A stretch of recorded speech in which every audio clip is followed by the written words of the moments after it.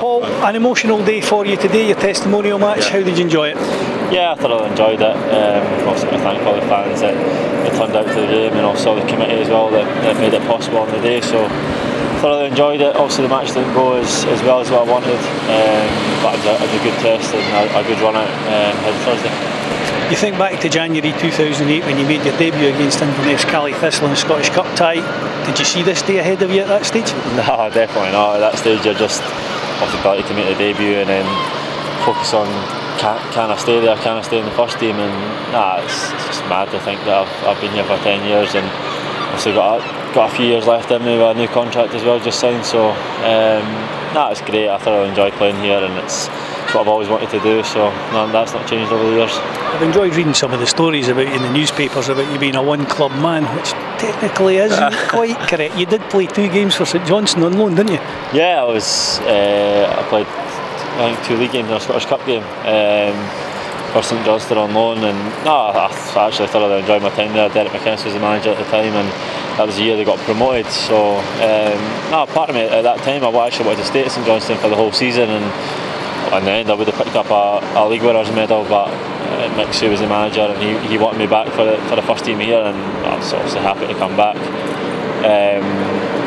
It's something that a lot of people forget about when I mention it, and you put it in John, not a lot of people can remember. So it was part of the learning curve there. I had a lot of experienced pros at the time, and it was great to be involved in that. 10 years though, it's a long time, a lot of happy memories, maybe some not so happy memories. Obviously the one on the 21st of May 2016 will be the one that stands out. Any other memories though that immediately jump out for you in your career? I think the main one at the start was obviously the debut. That was the one I was pushing for growing up as a kid. That was my main aim, to try and get that one game for Hibs, so that's the main one. And just different derby, even the derby here last season when we beat Hearts 2-0, they're all kind of special. Scored a winning goal against Rangers here at East the Championship season when Warburton was our manager. There's been different highlights, and obviously, as you said, the main one was winning the cup. I think I could play for another 50 years and I'll never get a highlight that again, so that's definitely the main one. Like myself, as a Hibs supporter, you grew up attending school at Tynecastle High School, came through the ranks at HFCvBRFC. Being a Hibby at Tynecastle, how difficult did you find it? It was not too bad. I think there was plenty of Hibbies in my year, but it was the nicest of sights looking over at that stadium when you're on your break and things like that. But it was fine. There was plenty of jambos, but it was fine. 10 years, we said, is a long time, but you're still relatively young in football terms. A good few years left ahead of you in your career. We're talking about the possibility of a double testimonial. I'm not sure my legs have got that in them, to be honest. But as you said, I'm quite young. Still got plenty of years left in me. I've just signed a new 4-year contract, so that sees me here for the next few years, and obviously I was delighted to sign it. We'll just take it as it comes. I'll obviously try and play as long as I can and try and look after myself as best I can and see where it takes me.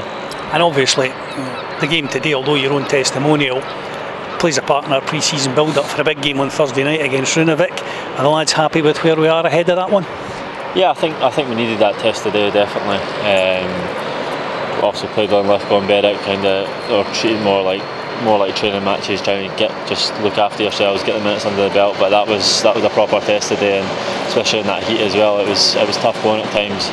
And then obviously Blackburn are managing to put on a fresh new 11 at half time, which made it a bit difficult for us. And they've got quality all over the pitch, and it was tough at times, but I think we definitely needed it. I was speaking to Tony Mowbray after the game, and he was talking quite highly of you. He said that Mark Venus had always mentioned you as a youngster coming through the ranks, but they didn't stay a long enough time here at Easter Road. Unlike Lewis, they gave him his debut across in Ireland.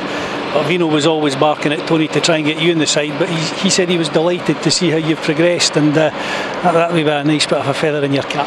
Yeah, it was great. I remember just leaving school and coming in here, and that was the kind of golden generation team that were still here, and some of the football that we used to come and watch that his team played was just amazing, and to be in and around that environment was great, being young. And I kind of had a feeling that Vino at the time kind of liked me a bit and was pushing me on at the reserve teams and things, so I was just trying my best at that time to push on, and was gutted when the lead, as every Hibs fan was. It was the football he brought to the club was different class, and